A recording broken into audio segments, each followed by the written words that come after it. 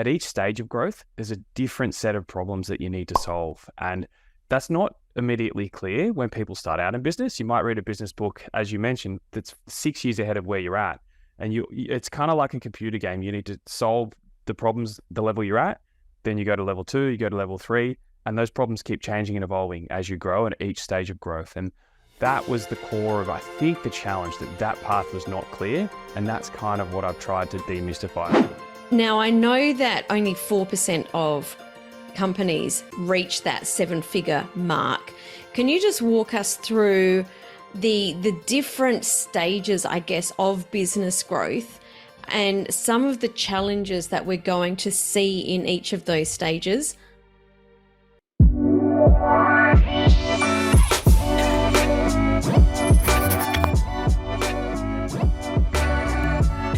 Welcome to today's episode of Influence by Design. I'm really excited today. We're going to talk about your path to a $5 million company.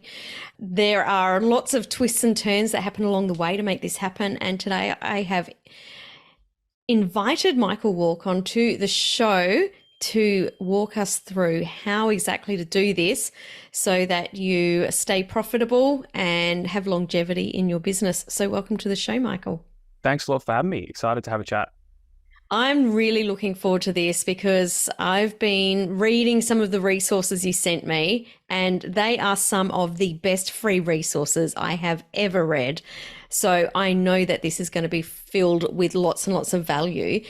Why don't you start off by telling us how it was that you started working with business owners to be able to get to a point where they're profitable, where they're able to really build value and systemize their business to create, not only a business that brings in profitability, but I guess so that you can exit if that's what you choose to do.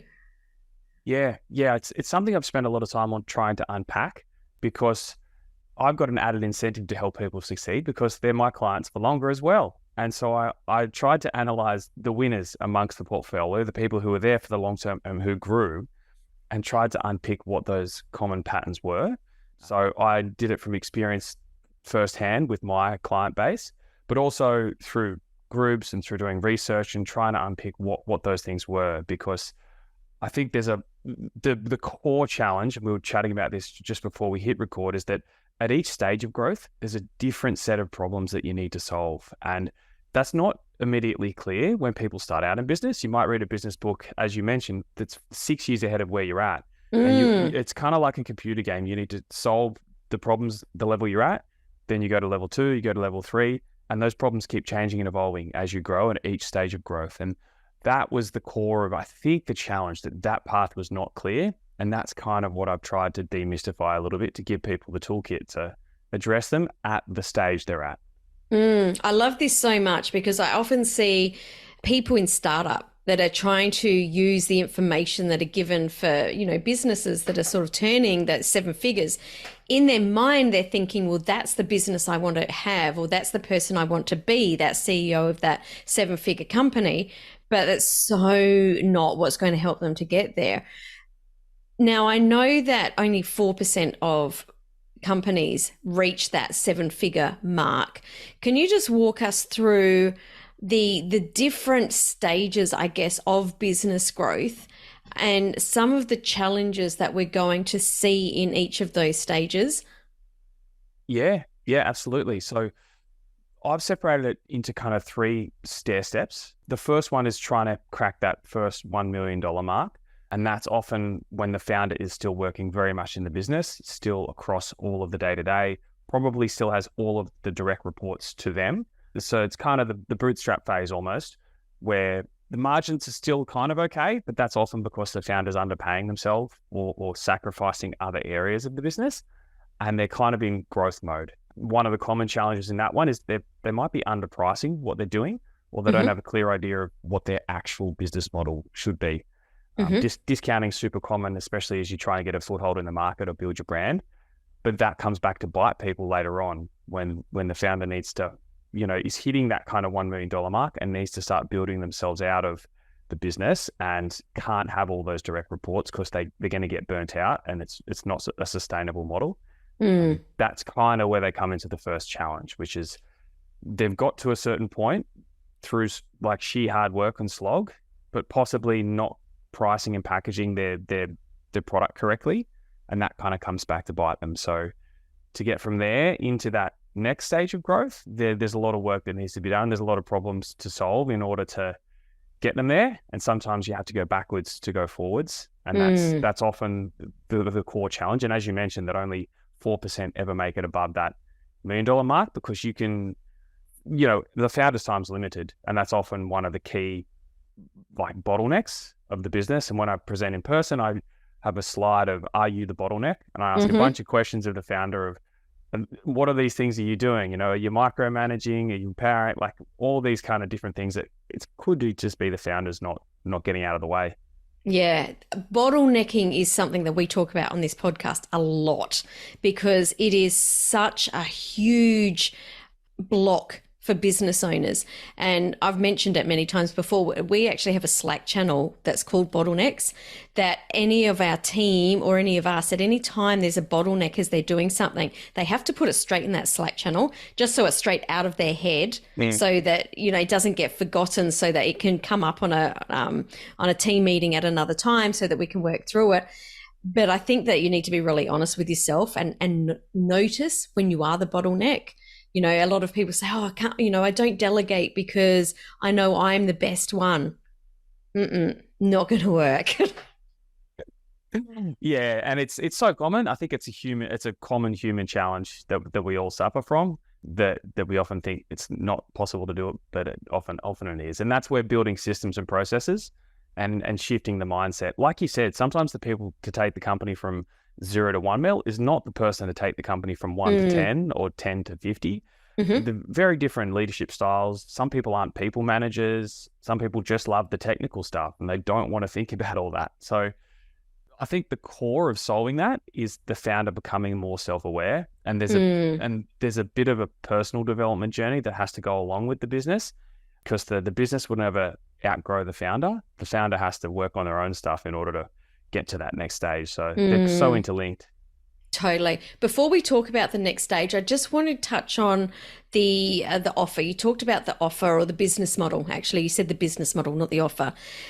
Can you just talk a little bit about what are some of the things that you see within that business model that will make it unsustainable to move to the next stage? Yeah. So common things that I see for businesses in that early stage, they're basically distorting reality with what they're running through the business. There's a variety of ways people can play the game. They might be running a bunch of questionable expenses through the business to minimize their taxes. They might be overpaying themselves, or they might even be underpaying themselves, depending on the needs of their life. And those things can really distort the true operational model of their business. And 99% of people that I start to work with, I have a look at how they're looking at a profit and loss, and it's so distorted. They're not stripping out all of those things. They don't get a clear understanding of actually how much cash is leaving their business. Another really common one is people taking money out of owner drawings, which is the owner's withdrawal of cash from the business, sits on your balance sheet. Again, maybe 97% of founders I see, they don't look at their balance sheet very often and understand those movements. So that's a bunch of cash leaving the business that they're not aware of either. So all of those things, or a variety of, basically lead to a distortion. And when you look at your P&L at the end of the month, that number means nothing, because there's a huge amount of things missing, primarily the wage of the founder, because the founder will need to build themselves out and pay someone else to do that job eventually. And so if that number is not correct, the whole business model is not correct. One of the things that I see when I speak with some business owners is that their pricing is so low and they haven't realized that the cost to deliver that product sometimes can even be higher than what they're actually charging. I'm sure you see that too. Yeah, absolutely. Absolutely. I deal with a lot of service business owners, and like underpricing is probably the primary problem, but over servicing is often the real hidden killer, because you've priced it at a point to get a bunch of clients, but then those clients want a lot of your time. And no one can take on more new clients. You get to this point where you're stuck. And that's one of the ceilings people hit, is like, the team are overworked. We can't take on new people.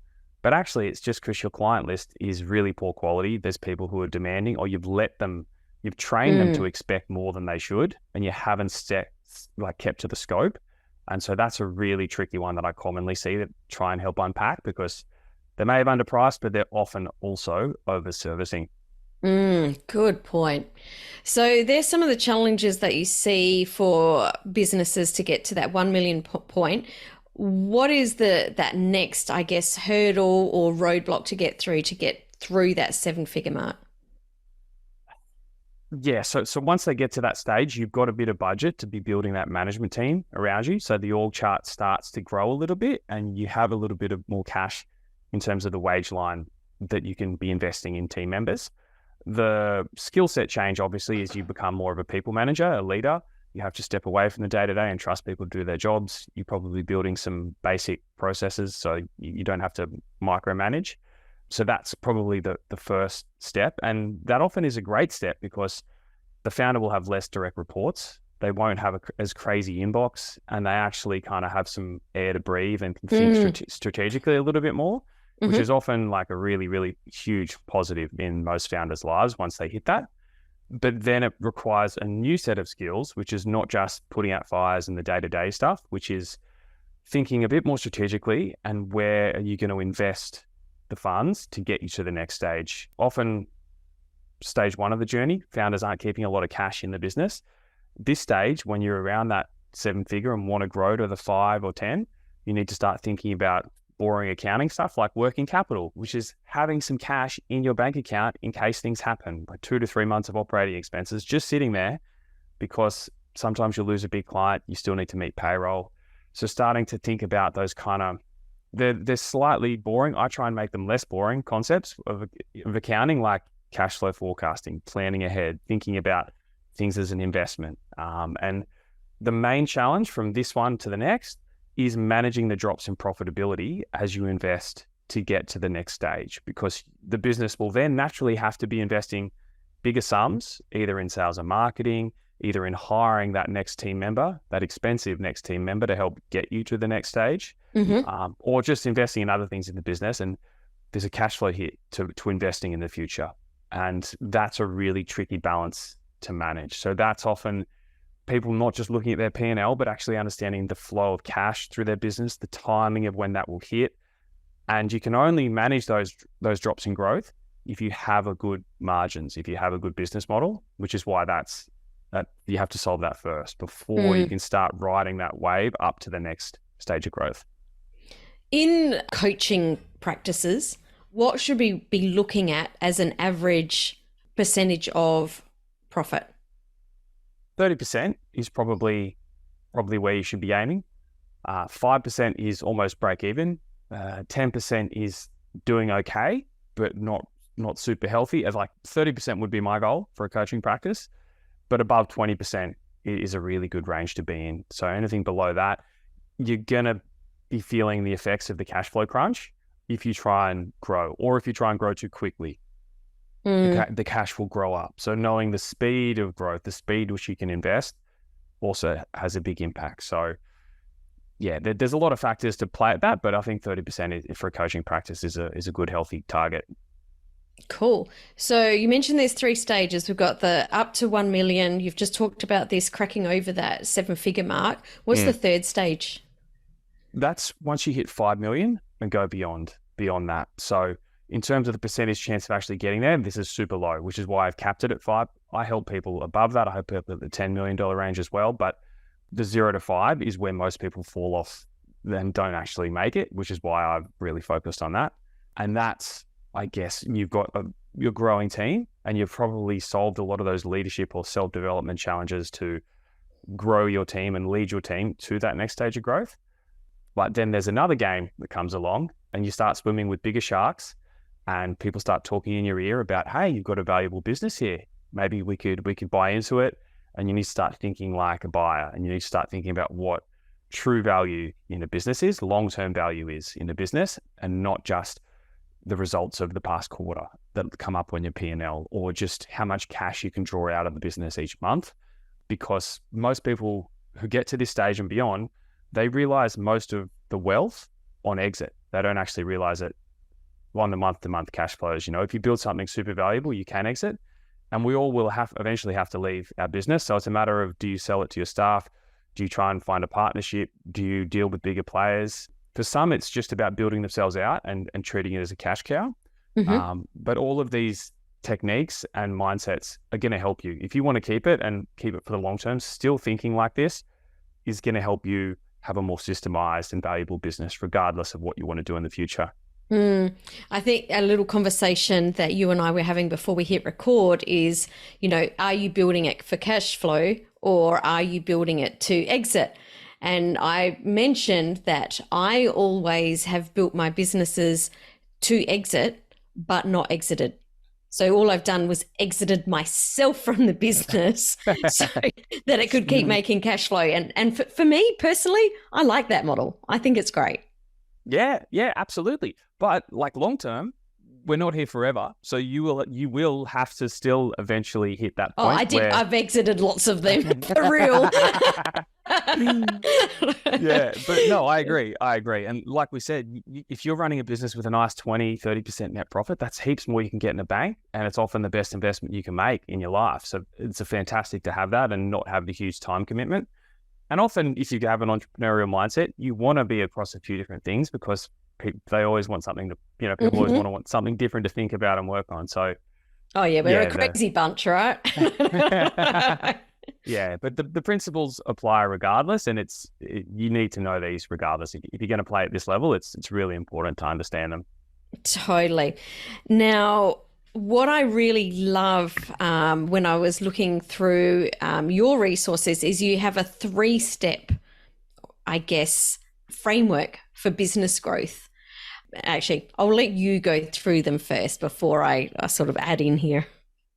This is from all the research I've done, the experiences with my clients, the common threads that I've seen of people who have had this success. Generally, there's 3 steps to how they did it.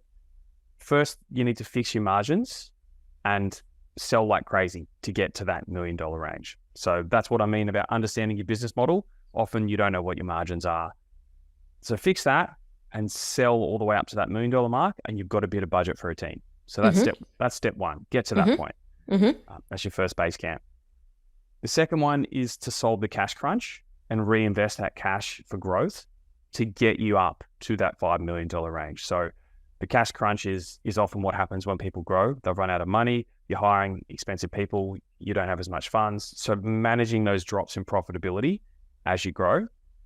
And that's why we have to fix the margins first to make sure they're healthy so they can sustain a hit as you grow. So that's stage 2, is solve the cash crunch and reinvest those extra funds as you grow. And then the third stage, that 5 million and beyond, is to start to build real value in the business and systemize it and build yourself out and have that team that's locked in for the long term and thinking about how you can build IP and increase your multiple and all those kind of game of business stuff. So that's stage 3. Love it. I want to start off with number 1. I love that you said fix your margins and sell like crazy, because I feel like there are many people in that startup phase that try and systemize from day one, and you can't systemize what you haven't created. And I love that you just come straight out and say, sell like crazy. Like, I absolutely love it, because let's not, sort of skirt around the edges here. That's exactly what needs to happen. There is only one way. Sell like crazy. Talk to us about fixing your margins. So if someone's in this low 6-figure mark, or, they're in the 6 figures, they're noticing that there's sort of that, they've got a business offer that's working, that people want, because that's really important. Apart from just sell like crazy, what are some of the things they really need to focus on at this point? That's where we get into kind of the pricing and packaging of the offering and what's in there, what's the team that's delivering it, what's the salary mix of the team that's doing it, and actually diving a little bit more into the detail of it. So step 1 of fix your margins is remove all the distortions that we've spoken about, personal expenses, put the founder's wage in at a market-based rate, just get a snapshot of where you're at the moment. Then once we have that number, we need to improve it regardless. So it's diving into how you're pricing and packaging your offering and how long it's taking you to deliver it. So start thinking about those kind of more detailed ideas. Mm-hmm. And something else you mentioned again before we started recording, we should have hit record much earlier, I think, was looking into subscriptions. And I think that this is something that is really relevant in this world of a lot of, I guess, everything's on subscription, right? And it's so easy for these things to go under the radar. Yeah. Yeah. And especially when I first onboarding a new client, that's some of the low hanging fruit where I try and offer value straight up. I'm like, let's have a look at your subscriptions account. How many heads, how many seats are you buying for all of these? Do you still use them? What other direct debits are coming off your credit card that you've forgotten about? So really trying to reduce their operating expenses as much as possible and make sure they're running a really streamlined and trim business. So yeah, doing a full expense review is often one of the first things we do to try and, justify my fee and say, hey, look, I just found you $6,000 a month that you have been spending. That's great value immediately. So that's often my hidden tip that I do for people. And that shows that there is a lot of stuff to add. But reducing OPEX only gets you to a certain point. And once you've done it, and when you kind of do it once every 6 months or 12 months, OPEX will traditionally sit at about 20% of your revenue regularly, or it should sit like that or below. And then it's about the engine room of the business, which is how much revenue and what's it costing you to deliver on that. And getting that right is the most important part. And especially for coaches, it's how many can you take on without burning yourself out, and how can you price and package it that it's not too demanding on your time and that you can have a really healthy client portfolio. And another quick thing that I do often in the initial stages is have a look at the client list, do some analysis there and be like, who are the painful ones? Who are the ones you hate, draining you of energy, that aren't paying you enough? Maybe the old ones who are on a really cheap plan and are very resistant to increasing as you're growing. It's then thinking about how we can improve your client list. Treat it like a stock portfolio. Where are the blue chips and where are the penny stocks that aren't doing anything that we can maybe move on and bring in some more blue chips? Oh, I really love that, because I feel that the clients that are on that sort of that lower price bracket, maybe they were those early clients that you bought on.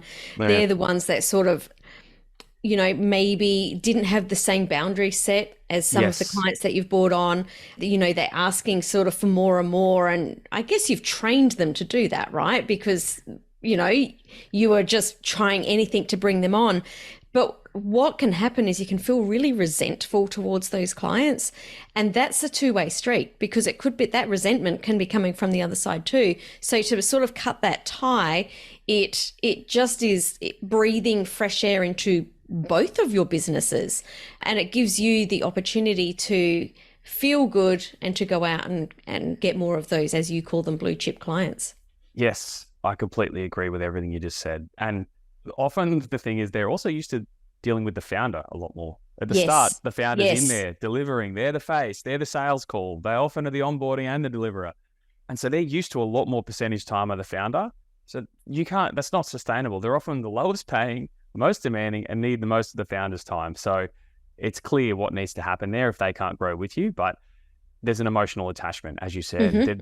There's a weird loyalty. Your day one's got you to where you are, so you don't want to, it's relationship-based business we're in, service businesses. So you want to be loyal because they supported you in the early days. So it is awkward, but as you said, that resentment builds up. So that's why you need people like me to gently guide you towards having harder conversations. Love that. So that's your fix your margins and sell like crazy. Solving the cash crunch and reinvesting for growth. Can you dive in a little bit deeper with this one? Yeah, absolutely. So often the number one problem is people don't have enough cash in their business to make that journey to 5 million. They're not keeping enough funds in the business. They're stripping it out for their life. Often this isn't, I don't think, technically legal, but I do see it out there that people might have it in their overdraft, but it's a loan and they bring it back in when they need it. So there's not a lot of funds in the business bank accounts there. I really recommend treating this like it's a publicly traded business and have the cash in your business and don't touch it. Get used to it being in there because you need those funds as your business weathers those profitability drops. So building some working capital or some additional cash in your business is step number one. But then understanding the flow of cash, which is not just your monthly profit and loss, because cash flows in and out depending on when you collect it from customers, when you pay suppliers, understanding what that is, those hidden drops. So like another one the listeners might resonate with is for Australian businesses, managing when you pay your business activity statement, your quarterly bill. When that comes up, that's often a rude shock and it's a lot of money. And often it comes out of nowhere because people are like, yeah, it was last quarter, but now we're a month later. And those big chunky bills, you need to manage those as well. And I've kind of got a technique for that. Profit First is a fantastic book on that, which is a kind of cash budgeting tool. And I use a version similar to that, like Business Buckets, which is just something I've created, and you basically setting aside funds to pay your taxes regularly. So little things like that, where every dollar that comes into your bank account, it's not yours. About 26% of it belongs to the government or to your staff or to someone else. And that's often a rude shock when founders don't think that every dollar that lands, they can then spend or take out of the business. So understanding those kind of flows will help you put some aside and then also budget for the future big cash bills that come up to help you navigate those. So you don't, when 1 month or 1 week, you've got a BAS bill plus payroll to make, stressed out of your mind, and you're starting using your credit card to do that. That's not a good place to be. And that's not what the professional long-term business owners do. So you need to start thinking like that. Love it. And then from there, you're moving into that build real value and systemize. Can you talk to us about some of the systems that you see that people really need to focus on setting up to really bring this profitability in? Yeah. So the most important one that the founders struggle to build themselves out of is the sales one. And that's often because they're the face of the business, and hiring that really highly skilled salesperson is a real challenge. So often the founder is working in some sales capacity for a long time, probably up to that mark. But it's all the other things, the delivery, which is really the stuff that the founder can build themselves out of. And that's where you start to think about departments in your business, your HR, operations, finance, kind of thinking of more of a corporate structure and taking the best of those worlds and having heads of department that report into you, and then having systems within those departments for how things run and how things flow. I recommend a book called Systemology by David Jennings, which is really good, really simple, and he makes it really easy to understand why they're important and how to implement them. And that's the core tenet of any system, is to help the founder build themselves out and help it run like clockwork without them. Totally. We did have David on the podcast a little while ago. We'll link up that Awesome. that episode in the show notes because, yeah, it's a really good book. Yeah, it is. It is. He makes it really accessible, which I love. Yeah, so easy. So you mentioned a little bit ago about the true visibility of a business model. What is a case study or a client that you've worked with and how you've helped them with this, just to help people start to understand how this could apply to their business and what they need to look for? Yeah, absolutely. So a common way I do this, a really simple way, everything I do in my coaching is trying to help the business owner understand their business better. I try and keep it as simple as possible so they understand the tools. Really, really important one to understand your business model is something called common sizing, which is looking at all the different key categories in your business as a percentage of the overall revenue and understanding if all that is in balance. And that's a really, really critical step to understanding where it's broken. So I've got like some key KPIs and metrics that I measure up what a business is doing, and then we kind of work out where they need to go. So an example of this is for a service business. If you're bringing in $1 million in revenue, your labor bill should not be above $500,000. I do see some of my kind of agency clients, they might be making up 60% of their revenue is going to direct labor. But anything above that range is starting to squeeze everything else. So I'm just feeling ouch. That's all I can think of right now. Ouch. businesses smaller than that, less than $1 million, that will be lower naturally, and you will be more profitable in those earlier stages. But as you grow the team and you're trying to build yourself out, that's where your labor bill grows and it starts to get out of balance. So when we're thinking business models, I would get your audience to have a look at common sizing, run their P&L, and just strip it back to the core basics of what their business is. So revenue, your cost of goods sold, which might be like your subcontractors and things like that. You have your direct labor, which is anything, so including the founder, anything to do with delivering it at this early stage, just include in that bucket. And then the rest is just your operating expenses. All your other stuff goes in that other bucket. And then have a look at, as a percentage of revenue, what each of those things are. And then we can start to unpack it. If your the operating expenses is over 20% of your revenue, have a look in there. Have a look at subscriptions. What can you cut? Get that less than 20. If your labor bill is more than 50%, ask yourself, are you pricing and packaging your stuff correctly? Because it's going to eat into your margins. And then your COGS, that can depending on, or cost of goods sold, depending on how many subcontractors you use versus direct labor, that number can shift. But all of those things eat up your revenue. And what you want is to have 20 to 30% left over for your profit. And so as you work your way down that waterfall, the less that they're taking up, the more profit you have. And that's a really simple way to understand what you do. And I help people reformat their reports in Xero to look at this regularly and look at it monthly so they get an understanding of it. And then the next thing I would ask people to do is look at it, your P&L, not just this month, but over the past 12, and have a look at the trends of those percentages and be like, why is this growing? Why is this shrinking? And then try and get an understanding of the flows or the hidden story behind their business. So that's probably one idea of a really simple way for people to get a handle on what their business model is and how it's performing and if they're out of balance. Great tips. Now, you've written an ebook, and I've mentioned it at the beginning of the episode. It's a fabulous resource, Riding the Waves of Business Growth. Can you talk a little bit about who you wrote this for and why someone would want to read it? Yeah, so anyone who wants to grow a business to above $5 million is going to get value from looking at this. But some of the tips in the established phase will get you to 10 as well. As I said at the start, it was trying to unpack those stages of growth and the problems that you solve. So I've kind of created a little model, the story of a business from year 1 through to year 5, and they grow from $500,000 to $1 million to 2.5 to 4 to 5, and showed you the key challenges at each stage and trying to unpick what you need to solve in order to get you to that next stage. So it's a little bit of a playbook. Depending on where you're at, you can read a couple chapters ahead and see what the problems will be further down the line. But it's designed for a business owner to be able to pick it up, identify where they're at on the journey, go to that chapter and just have a look at those key challenges. And I'd be surprised if something doesn't resonate, because this is based on 4 to 5 years of consulting and helping owners in the trenches. So this is all based on things that I've seen and experienced. So I'm sure something's going to resonate with people who have a read. 100%. Like I said, this is one of the best free resources I've ever read. Accounting, for a lot of people, especially coaches who are very, creative types, switch off to accounting, and accountants can be really good at not nurturing those of us that are creative. But the way that you've put this together, it makes so much sense. It's so easy to read. So I really highly recommend that everyone go and grab a copy of that. And you can grab a copy of that. It's in the show notes, either down below on the app that you're listening on, or at influencedbydesignpodcast.com.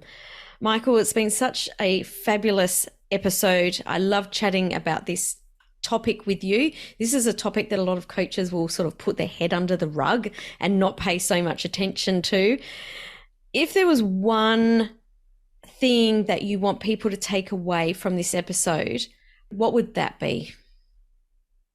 That growth is achievable. You just need to know which problem to solve and what order to put it in. So people think that hitting $5 million or hitting $10 million is impossible. And I've got a little story or an anecdote at the start of the ebook.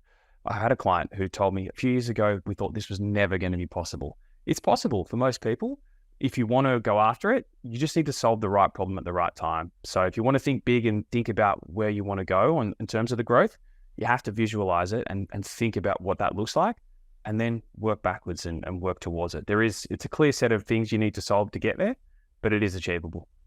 Love this so much. Michael, thanks so much for coming and dropping so many value bombs today. It's just been fabulous. Thanks for having me. Appreciate it.